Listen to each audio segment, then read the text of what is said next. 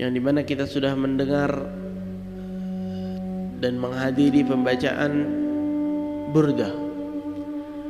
Burdah ini adalah syair ataupun bait-bait yang dicatat oleh seorang yang semua bagian atau semua sel dari tubuhnya sudah tercampur dengan cinta kepada Nabi Muhammad SAW.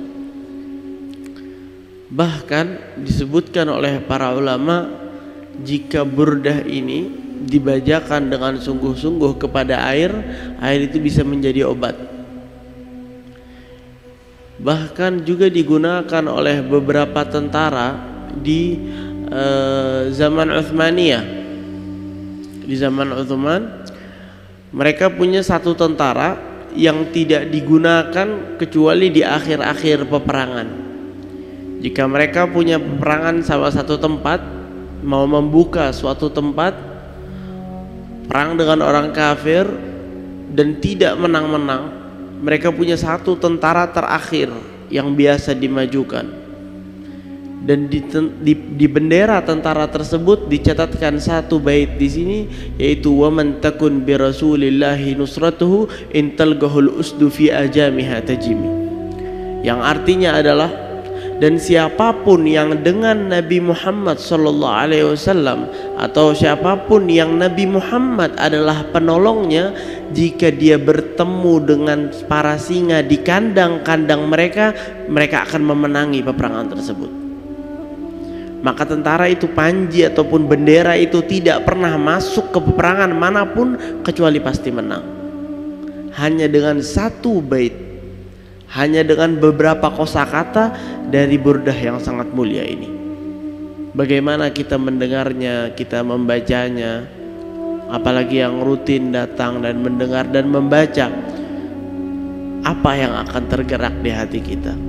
Seorang yang membaca ataupun yang mengarang ini, seperti yang tadi saya bilang di awal, tidak mencatatnya, tidak membuatnya kecuali penuh dengan cinta.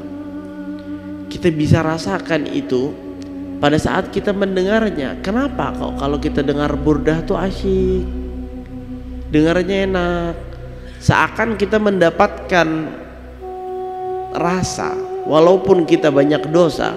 Tapi jika kau dengarkan betul-betul dengan hati yang terbuka, kau akan merasakan rasa yang tidak bisa kau rasakan di tempat yang lain. Bahkan kau tidak bisa rasakan itu pada saat engkau membaca Al-Quran. Tidak lain. Allah subhanahu wa ta'ala berikan di setiap ibadah, di setiap amal yang baik, rasanya masing-masing. Maka jika kita membaca burdah, jika kita sholat, jika kita bersolawat, semua itu ada rasanya masing-masing jika kita perhatikan. Dan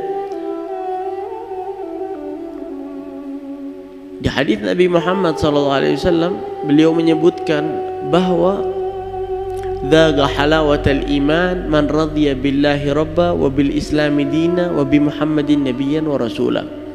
Akan merasakan kenikmatannya iman seorang yang ridho Allah menjadi Tuhannya dan Nabi Muhammad SAW Rasul atau utusan dari Allah, dan Islam adalah agamanya. Orang yang ridho akan merasakan kenikmatan iman.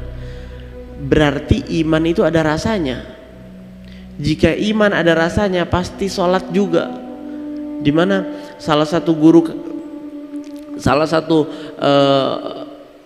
para syekh di Hadramaut, beliau bilang, saya ini suka baca Al-Quran, tapi masalahnya kalau saya baca Al-Quran, saya merasakan rasa seperti rasa madu di bibir saya.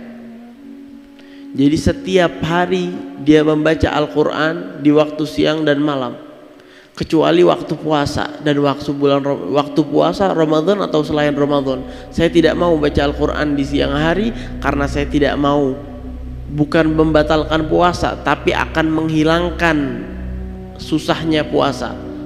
Dengan saya membaca Al-Quran, saya lupa sudah dengan laparnya atau hausnya atau letihnya. Saya langsung merasakan rasa yang nikmat di bibir saya, melupakan segala-galanya. ini yang Allah Subhanahu wa taala berikan kepada orang-orang yang beramal soleh.